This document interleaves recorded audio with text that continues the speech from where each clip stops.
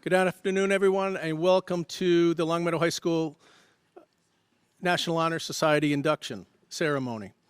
We are welcoming the biggest induction class ever, to my knowledge, at LHS, 110 very impressive students today.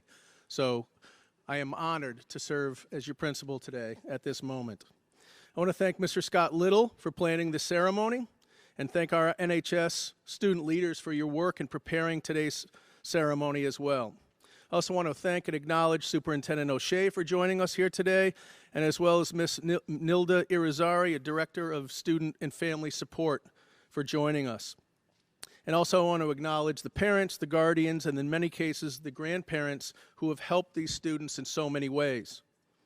And to you, the inductees of today's ceremony, you are here because you have earned this honor. It recognizes your diligent academic work and commitment coupled with your service to others.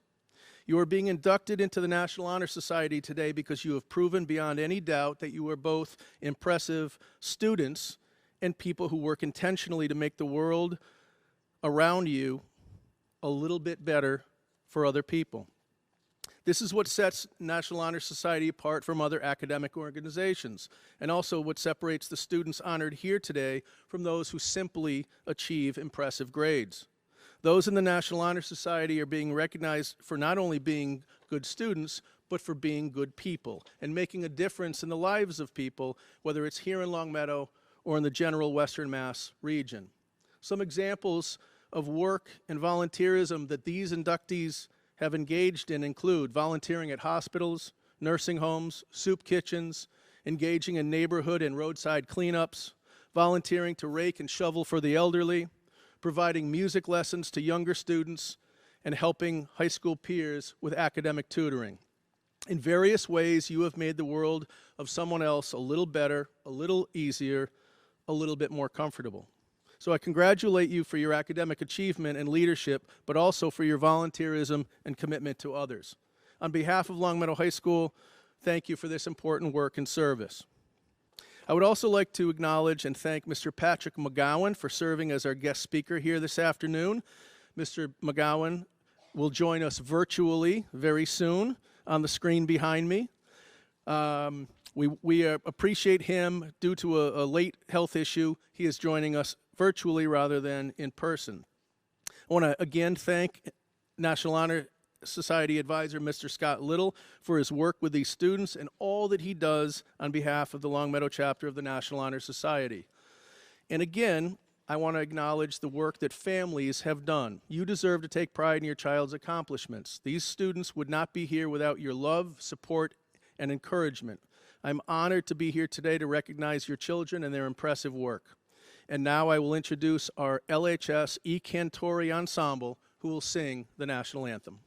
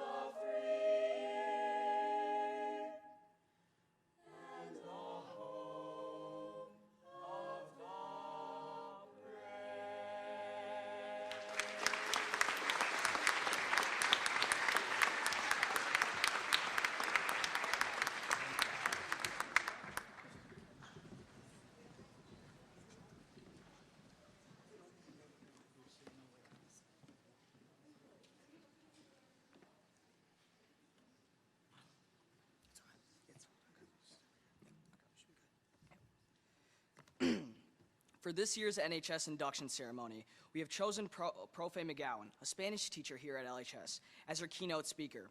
Although he cannot be here today, he sends his remarks as well as his congratulations to those of you who are being inducted today, and he will instead be joining us through video.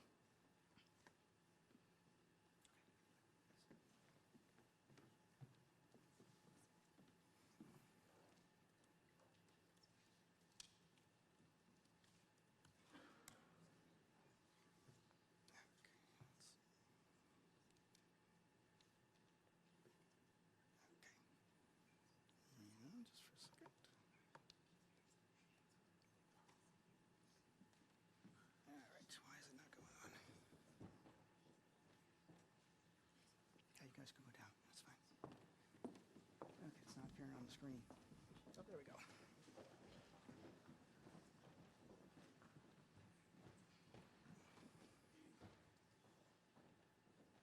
That's good. Okay. Good afternoon, esteemed inductees of the National Honor Society. I extend to all of you my sincerest congratulations on this achievement. The fact that you are here today means that you are high-achieving scholars, curious learners, developing leaders, and most importantly, selfless and generous human beings. You have clearly impressed the Long Meadow High School community with your combination of leadership, character, service, and scholarship. Through my roles as Spanish teacher, class advisor, tennis coach, and professional chaperone, I have come to know many of you not just as people that I teach, but also as people that I learn from. Many do not understand just how difficult it is to be a teenager. You are continually subjected to new expectations and experiences, while simultaneously developing the coping skills necessary to deal with the inevitable adversity that will insert itself among successes.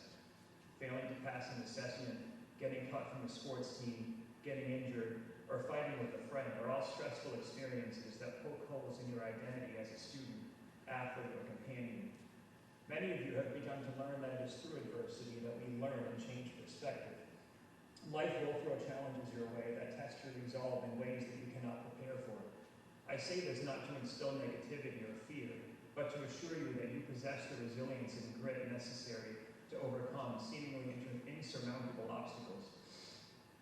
Like many, I spent the summer of 2021 enjoying the outdoors after enduring the horrors of the hybrid school year. As per usual, I frequented my summer hangouts like the Apple Place and Smith's Soft Serve. It really is worth the extra 10-minute drive. Sorry, thank you.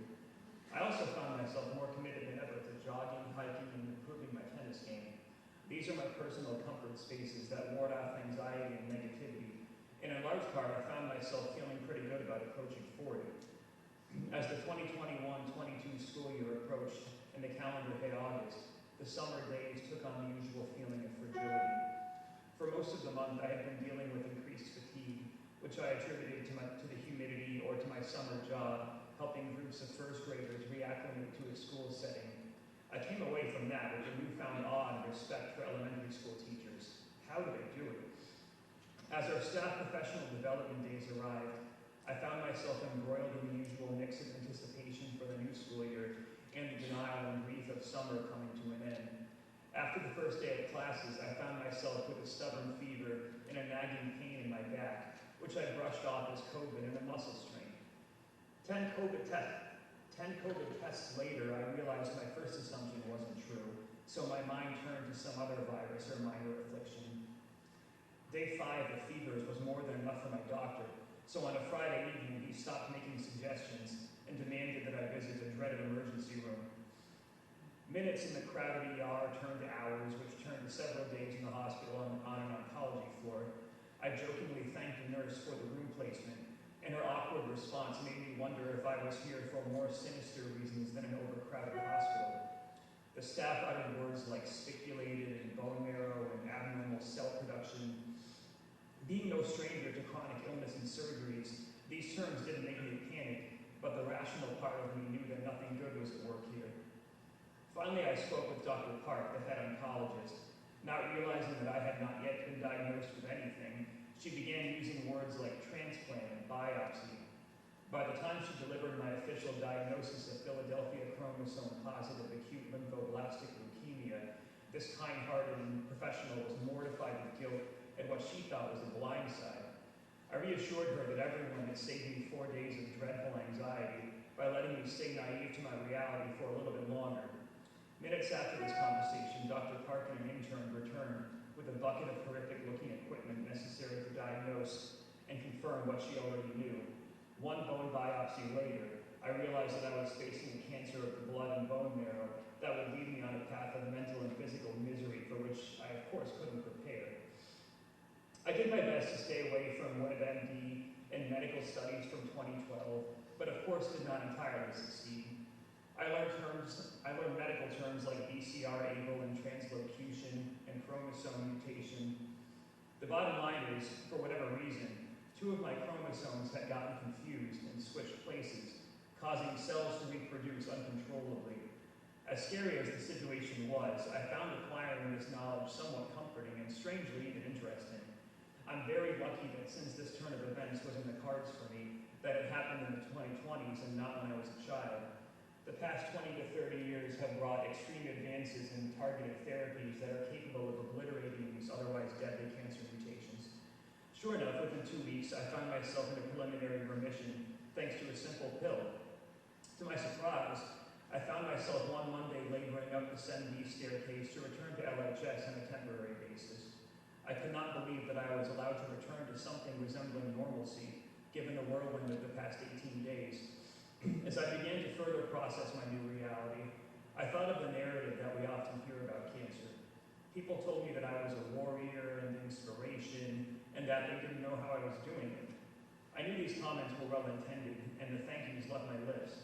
Meanwhile, my internal voice said, well, I never asked to be a warrior or an inspiration, and I would frankly rather not be. Nor could I articulate how I was doing it, except to remember that I didn't have much choice, and that the alternative would be much worse. With this newfound perspective and grit, I learned that although people don't always know what to say in these situations, they will fall over themselves to offer a listening ear and all kinds of support. I will forever cherish the days when my identities as LHS community member and cancer patient intersected. I was reminded how lucky I am to be part of this community, where many colleagues, our friends, and students are so empathetic. Working from September to December helped give me drive and purpose, and there were days when I even started to forget that I had just been so severely ill. Unfortunately, the medication that I was taking only offered a patch job, and in order to truly heal the wound, I would need some fresh bone marrow from someone generous enough to donate it. Given that I needed a bone marrow transplant, my treatment destination shifted up the Mass Pike to the esteemed Corey Cutler and the incredible staff at Dana-Farber Cancer Institute and Brigham and Women's Hospital. Everyone that I encountered there, from doctors to nurse practitioners to billing staff, was nothing less than compassionate, real, and caring. Soon enough, I was told that an anonymous bone marrow donor had been found for me, and that I would need to report in January for the transplant, a miserable-sounding ordeal that Dr. Cutler had not sugar-coated. Once again falling into the rabbit hole of medical sites, the stories I found about bone marrow transplants were a combination of inspiring and horrific. I would literally need to have my confused immune system destroyed, and then I would receive cells from a 24-year-old male donor. Having this donor found for me was an immense relief, as I had read stories about people waiting for months and years. January of 2022 devolved into a blur of chemotherapy, radiation, and endless waiting for my new immune system to take root. Luckily, all this happened according to schedule, and I was able to end my hospital stay a bit early, shaving 11 days off the expected 30. Even though I was permitted to return home, there were an overwhelming number of rules that needed to be followed. My primitive immune system was very fragile and needed to be protected at all costs. This meant no gatherings, no restaurants, no takeout food, no trips to Costco, and of course, no school. My house, the hospital, and the great outdoors were my only permitted destinations. To my complete horror, even soft serve ice cream was off limits. No Costco and no Smiths? Come on, Doc. The 12-month pause on what felt like everything normal was difficult to swallow. As the spring rolled around and I was permitted to indulge in some Lancer tennis matches and practices, given that the outdoors was much less of a threat to my newborn immune system. I was dabbling in some light tennis myself around this time and was optimistic that I could continue to increase my activity level. Around this time, I learned that although my own cells were supposed to be entirely gone, A minuscule number of them had snuck back and set off an all-out war with my donor cells. The consequence of this war was red blood cell destruction and related anemia, which tends to make the couch your constant companion, and a simple staircase seem unending. This complication had a 5% chance of happening, and honestly really messed with my mindset. I was at the halfway point of my supposed recovery period, and was honestly getting pretty sick of hearing that recovery was my God. My newest condition was treated with a state-of-the-art drug that my doctor had used to treat a whopping 4 other patients, but his optimism that it would work wasn't deterred. Eventually I realized that it did work, but this didn't happen until the calendar had hit 2023, and I was finally permitted to rejoin the world of the Lancers. During the months when my body was learning not to destroy my shiny new donor cells, my thinking had shifted to before cancer versus after cancer. I'm still learning that this comparison is pretty pointless. Although today I am told that my blood work looks exceedingly normal for a 41-year-old man, I will never forget what it was like to refresh the patient portal every 30 seconds waiting for the latest results to roll in. This is an extreme version of what I know some of you do in power school, and believe me when I say it's not worth it. Likewise, my mind is still learning not to associate a simple fever with the onset of catastrophe. I cannot confidently say that I will ever be able to put my experience fully in the past, as it came out of absolutely nowhere. I am thankful that I am now someone who can offer stories and support to others dealing with similar traumas to what I went through. I am also thankful that my donor is no longer anonymous, as I had the chance to meet him in person in July. He said he was honored to have the opportunity to help someone in dire need when that person's loved ones could do nothing. To me, this incredible perspective is the real inspiration of this situation. Everyone in this room has already experienced varying degrees of success and adversity.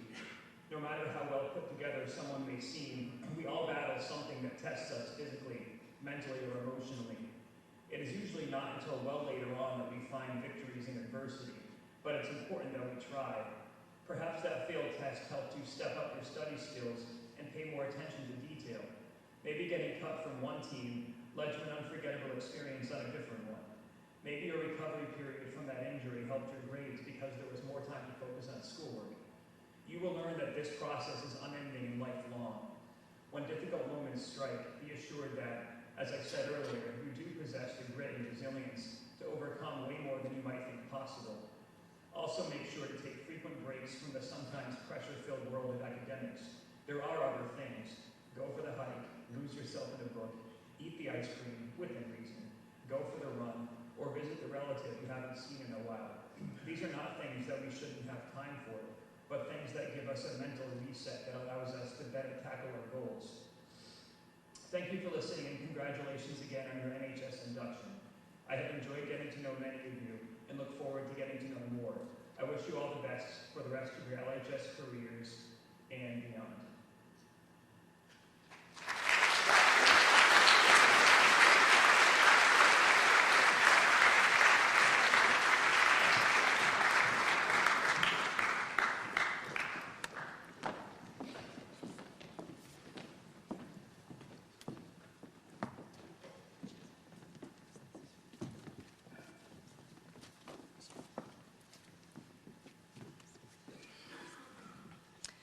Membership in the Longmeadow High School chapter of the National Honor Society has been earned by the effective demonstration of the 4 qualities held in high esteem by the Society.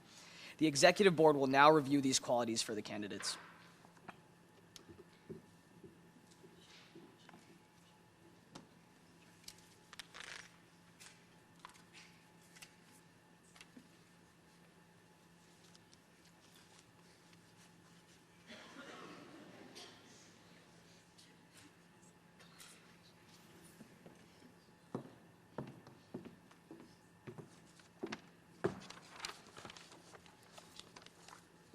Scholarship. Scholarship means a commitment to learning. A student is willing to spend hours in reading and study, knowing the lasting benefits of a cultivated mind. We should continue to learn even when formal education has ended, for education ends only with life. Knowledge is one great element in life which leads to the highest success, and it can be acquired in only one way, through diligence and effort. Learning furnishes the lamp by which we read the past and the light which illuminates the future. Inductees have the charge to continually expand their world through the opportunities inherent in scholarship.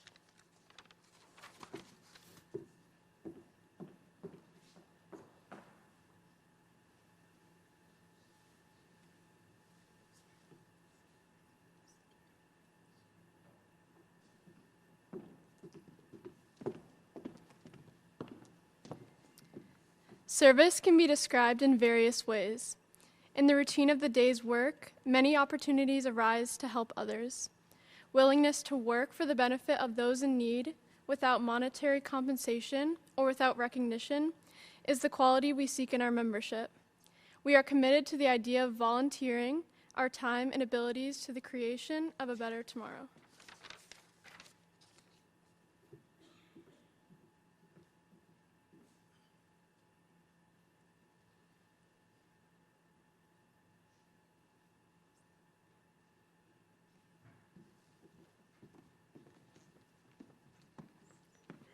Leadership.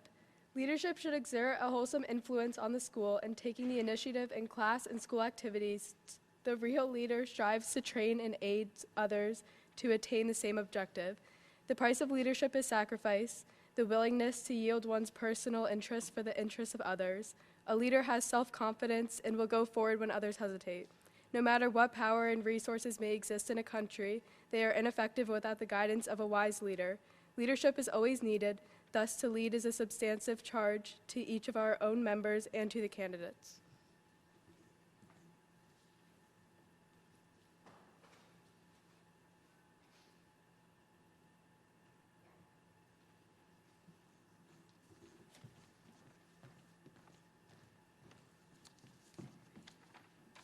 Character. Character is the force within each individual which distinguishes that person from others. It gives each one individuality. It is that without which no one can respect oneself, nor hope to attain the respect of others. It is this force of character which guides one through life and, when once developed, grows steadily. Character is achieved and not received. It is the product of constant action, daily striving to make the right choice. The problem of character is the problem of self-control. We must be, in reality, which we appear to others. By demonstrating such qualities as reliability, honesty, and sincerity, we hope to prove by example that we value character.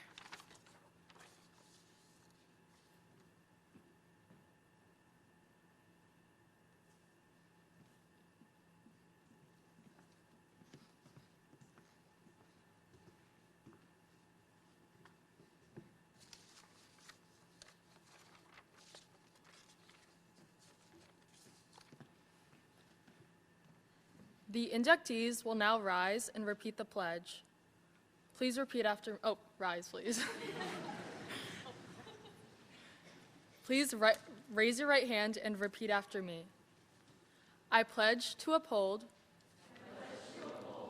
the high purposes of the National Honor Society,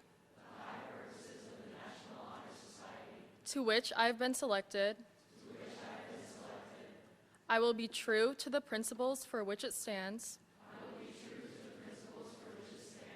I will be loyal to my school. And will maintain and encourage high standards of scholarship, service, leadership, and character.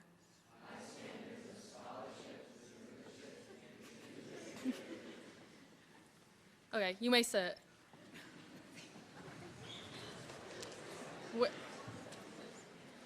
When your name is called, please come forward to receive your certificate.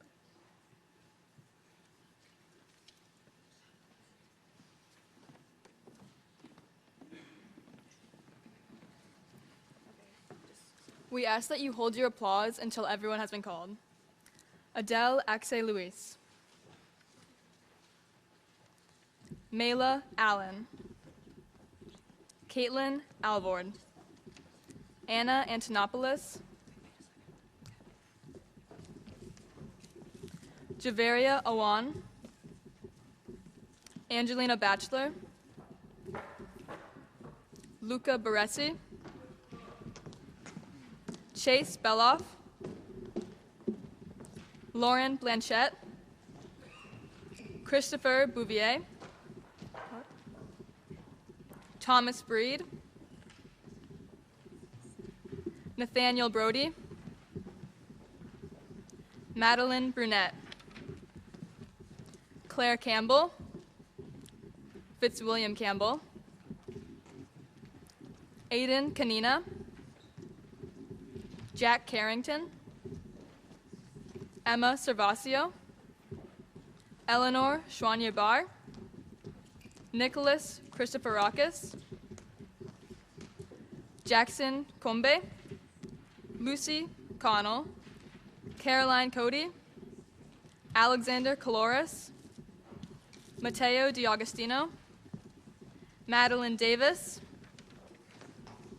Nicholas DeAngelis Gray, Spence DeLiso, Zoe Durla, Mary DeRogers, Nora Din, Maria DePietro, Sophie Dove, Morgan Arena, Olivia Ford, Ainsley Franks, Mac Frick, Siobhan Gallagher, Maren Gebhardt,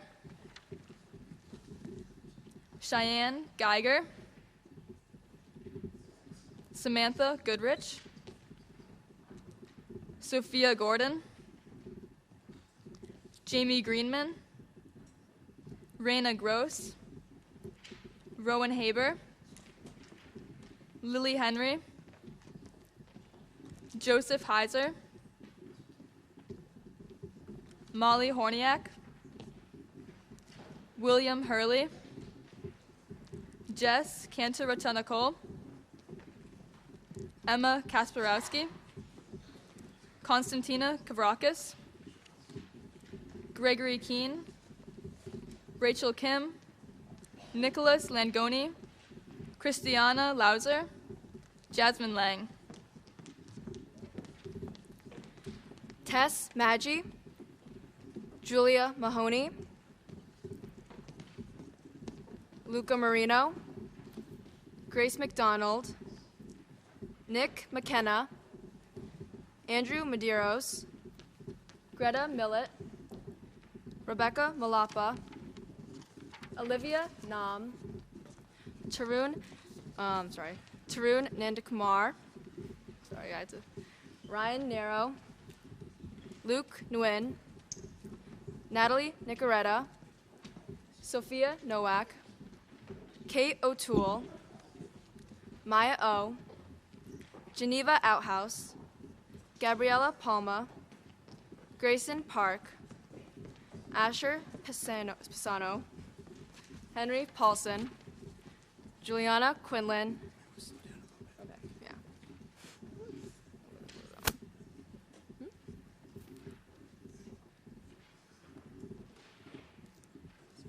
Kabir Razak, Kendall Reed, Abigail Richard, Andrew Richards, Coleman Robert, Henry Sacco, Trevi Sandberg, Manat Sandhu, Elizabeth Santiago, Elizabeth Schwartz, Miles Scott, Grace Shapiro, Zainab Sheikh, Nagisa Sheardon, Ariana Sluice, Sarah Taru, Francesca Trotta, Bhavith Vemulapalli, Salem Wagner,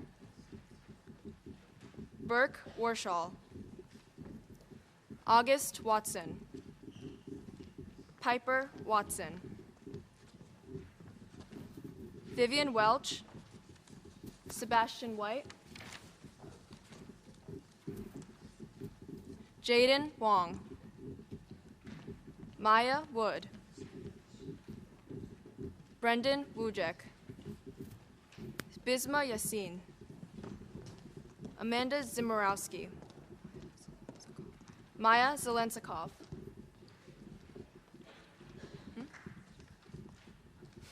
You may clap.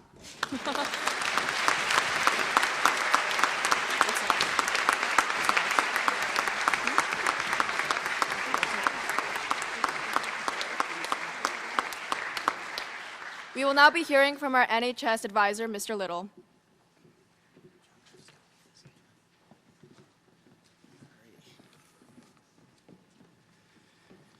All right, welcome.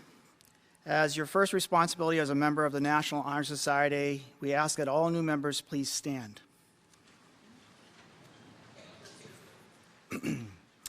Being either parents ourselves or simply having had the benefit of excellent role models when we were young, we understand the importance of setting good examples for children during their development, and in particular, these formative years.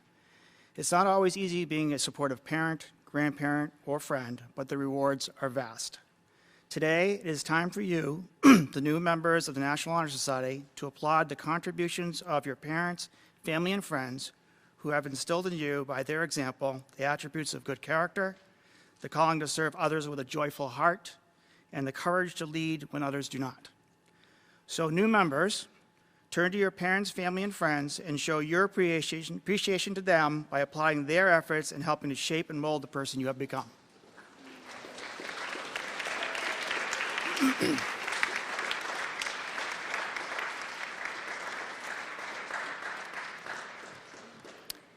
All right, so parents, what do you think about that clap? All the stuff that you guys do, all the stuff we do for these kids, driving them everywhere. No, stand up. I didn't tell you to sit down. No.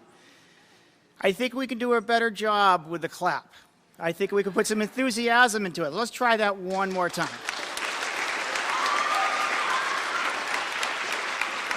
There we go. Much better.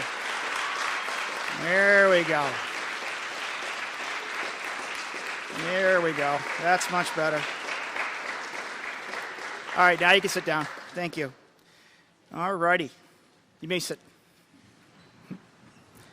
All right, I want to thank Mr. Landers and Mr. McGowan for their inspiring words, the members of the brass choir for their beautiful music piece, and our gifted singers for the wonderful ceremony.